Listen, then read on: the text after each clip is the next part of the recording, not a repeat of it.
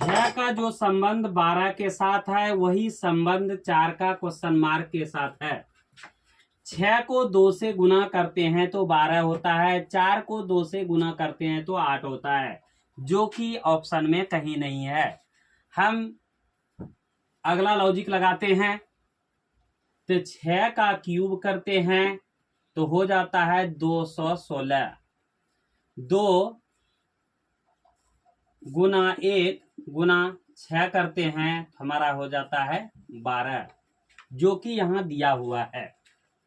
अब हम 4 का क्यूब करते हैं तो हो जाता है 4 चौके 16 चौके 64, और इस 6 और 4 को गुना कर देते हैं तो हो जाता है 24, जो कि ऑप्शन नंबर सी में दिया हुआ है, बिल्कुल सही है।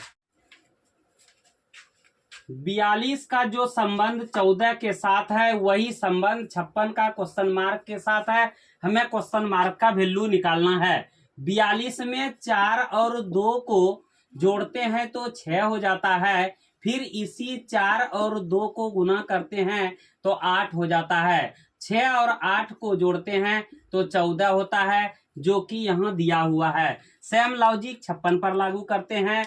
5 और 6 को जोड़ते हैं तो 11 हो जाता है। 5 और 6 को गुना करते हैं तो 30 हो जाता है, फिर 11 और 30 को जोड़ते हैं तो 41 हो जाता है, जो कि डी नंबर में दिया हुआ है। 5, 7, 9, 20, 42 क्वेश्चन मार्क। हमें यहाँ क्वेश्चन मार्क का वैल्यू निकालना है। ध्यान दीजिए, 5 का स्क्वायर करते हैं तो 25 होता है, 25 में 5 घटाते हैं तो 20 होता है, जो कि इसके सामने दिया हुआ है।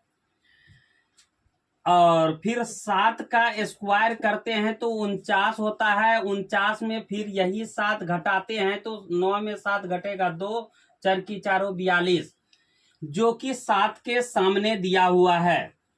उसके बाद 9 का स्क्वायर करते हैं तो 81 होता है, 81 में फिर 9 घटाते हैं तो 72 होता है, जो कि 9 के सामने जो क्वेश्चन मार्क है उसका वैल्यू हो गया, जो कि डी नंबर के ऑप्शन में दिया हुआ है। 9 का जो संबंध 8 के साथ है वही संबंध 16 का क्वेश्चन मार्क के साथ। हमें क्वेश्चन मार्क का वैल्यू निकालना है। तो 3 का स्क्वायर करते हैं तो 9 हो जाता है। यहाँ जो 8 देख रहे हैं, 2 का क्यूब करते हैं तो 8 हो जाता है। यहाँ जो 16 देख रहे हैं वह 4 का स्क्वायर करते हैं तो 16 हो जाता है।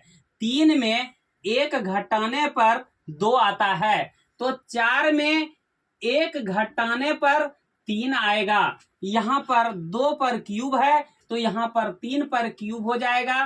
3 पर क्यूब करेंगे तो 27 हो जाएगा, जो कि ऑप्शन नंबर ए में दिया हुआ है। 5 का जो संबंध 21 के साथ है वही संबंध 7 का क्वेश्चन मार्क के साथ है। हमें क्वेश्चन मार्क का वैल्यू निकालना है। तो इस 5 में 1 घटाते हैं तो 4 होता है। इस 4 में 5 से गुना करके और 1 जोड़ देते हैं तो 4 पंचे 20, 1 21 होता है, जो कि यहाँ पर दिया हुआ है। सेम लॉजिक 7 पर लागू करते हैं। तो 7 में 1 घटाते हैं तो 6 होता है। 6 को गुना इस 7 से करते हैं और 1 जोड़ देते हैं तो 6 सत्ते 42 और 1 43, तो 43 हो गया, जो कि हमारा ऑप्शन नंबर ए में दिया हुआ है। निम्नलिखित में कुल कितने त्रिभुज है? इसमें त्रिभुजों की कुल संख्या निकालनी है।